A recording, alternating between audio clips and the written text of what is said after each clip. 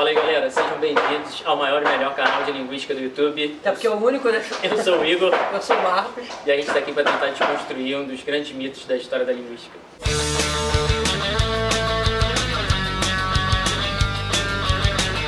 Então, tem um mito aí, né, que dizem que os esquimós têm várias palavras pra neve. Como é que fica isso aí? A gente tem que explicar pra galera primeiro como é que é o mito, né? Porque muita gente aposto que não sabe, nunca ouviu falar nesse mito aí de que os esquimós teriam várias palavras pra neve ou várias palavras pra branco. Alguns dizem que são 5, 7, 10, 100 palavras pra neve. Cada vez que a gente vai vendo o mito, vai aumentando o número de palavras que os esquimós teriam pra neve. Na verdade, esse mito começou com um pesquisador chamado Benjamin Lee Whorf, lá nos anos 40. E ele tinha uma hipótese que a gente vai abordar em alguns vídeos pra frente, que é a hipótese de Sapir-Whorf. E Whorf achava assim, como os esquimós vivem num lugar que tem muita neve, então eles veriam a neve de uma maneira diferente, eles teriam uma palavra para cada tipo de neve diferente que eles veem. Nessa citação ele comenta sobre como que no inglês, né, e também no português, a gente pode trazer para o português também, a gente teria uma palavra só para expressões como neve caindo, né, neve no chão, enfim, a neve estaria em forma de uma palavra só para isso. Então, segundo eles, os esquimós teriam palavras diferentes para designar essas formas da neve. Mas na verdade isso não passa de um grande mito e a gente vai tentar mostrar pra vocês por que isso é um mito. Então vamos ver alguns problemas que a gente tem nessa história toda aí pra tentar desvendar esse mito. Bom, todo mundo sabe o que é um esquimó, né? Os primos da Bjork. Na verdade não é bem assim, né? A gente usa a palavra esquimó pra designar aquela caricatura, né, de povo que vive no iglu, que vive lá nas neves e tudo mais. Na verdade, tipo pingu. Na verdade não é bem assim, né? Na verdade a gente sabe que a gente tem que entender que são vários povos diferentes que vivem ali. Desde a Sibéria até a Groenlândia, passando por todo o Alasca, por uma grande extensão do Canadá, ali no norte do Canadá. Então são vários povos diferentes, com culturas diferentes e inclusive línguas diferentes, né? Então quando a gente fala desse mito de que os esquimós têm diversas palavras para neve, a gente tem que tentar perceber que língua é essa? De qual língua a gente está falando? De que povo esquimó a gente está falando, na verdade? Os esquimós não são uma coisa única, é um povo muito heterogêneo, então é preciso a gente pensar de que povo a gente está falando, porque eles têm línguas diferentes e aí fica difícil a gente dizer qual é a palavra para neve da língua dos esquimós, em primeiro lugar. Na verdade, para vocês entenderem melhor, nós temos uma grande família de línguas, né, que seria a Esquimó, Aleut, isso. Então, esses vários povos ali, eles falam diversas línguas. A gente tem uma grande família de línguas, que é a chamada família Esquimó Aleut, né? As línguas Aleut são faladas ali nas ilhas Aleutas, no mar de Bering. E a gente tem as línguas esquimós em si. Essas línguas esquimós, elas são divididas em dois grandes grupos, a gente vai colocar na tela para vocês. O grupo Yupik e o grupo Inuit. E dentro desses dois grandes grupos a gente tem diversas línguas. Então é muito difícil a gente falar de qual é a palavra para neve nessas diversas, de que língua de fato a gente está falando. Esse é o primeiro problema para a gente abordar qual é a palavra para neve na língua dos esquimós. Ainda tem um segundo problema, que é o que é uma palavra nas línguas esquimós? Essas línguas esquimós, elas pertencem a um grupo chamado de línguas polissintéticas.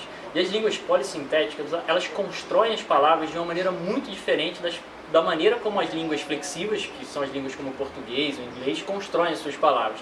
Então, por exemplo, se você pegar uma língua polissintética, o Yupik ou qualquer outra língua desses grupos esquimós, eles têm uma maneira diferente de construir as palavras. Eles pegam um radical, e a esse radical eles vão acrescentando morfemas que dão ideias de ação, circunstâncias, pessoas, enfim, que formam uma grande palavra, que na nossa língua seria traduzida apenas como uma frase. Então, o que para eles é uma palavra, essa palavra enorme, para a gente seriam várias palavras diferentes. Então, tem esse problema do que é uma palavra numa língua do grupo esquimó. Como está no exemplo aí que vocês estão vendo, eles começam com uma raiz e vão adicionando morfemas que indicam o tempo, a pessoa, que indicam as circunstâncias. Dentro dessa palavra tem o conceito de caçar, tem o conceito de dizer, tem o conceito de negação do advérbio não. Então é uma coisa que viraria para a gente diversas palavras e no final das contas uma grande frase. Então como é que a gente vai dizer o que é uma palavra nessa língua? Se aquilo que a gente traduz como uma palavra, por exemplo, como neve, ou como rena, ou como caçar, ou como futuro, na verdade são morfemas que estão contidos dentro dessa palavra. Isso já é um problema para dizer quais são as palavras para a neve dos esquimós. A gente tem também dicionários dessas línguas dos esquimós. Como é que eles funcionam?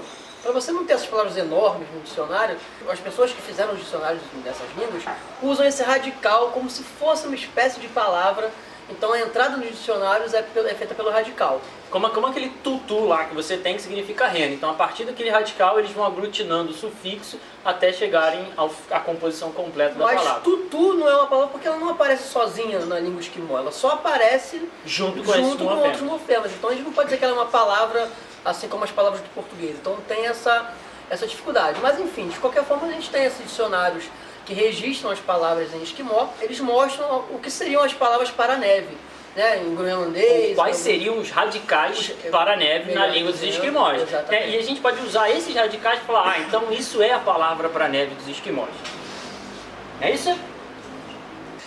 Então, como você pode ver aí, na verdade, no groenlandês e nas línguas do esquimó em geral, a gente tem aí 3 palavras para designar a neve, né? Neve caindo, neve no chão, enfim. Às vezes 2, às vezes 3, as línguas se modificam, mas em geral, se a gente puder traçar um panorama da história dessas línguas, a gente vai ver que em geral eles têm 3 palavras, que é canik e outras palavras semelhantes, que são esses radicais que eles se usam para referir a neve, como a neve no chão, a neve caindo, né? A neve já caída há um tempo, então basicamente são essas 3 palavras. Passando longe, né, das centenas de palavras que o New York Times, por exemplo, colocou no seu edital nos anos 80.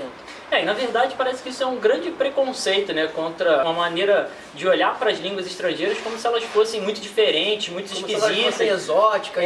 Muito exóticas e coisas desse tipo, né. A gente tem até uma citação do Franz Boas, né, tem essa citação do Franz Boas, a gente vai mostrar aqui para vocês, que mostra que na verdade até no português, por exemplo, no inglês, né, ele cita o inglês, mas a gente também tem isso no português, a gente teria palavras, por exemplo, para designar água em suas diversas formas. Então a gente fala lago para água doce, cercada. O rio seria a água correndo numa margem, né, um fluxo.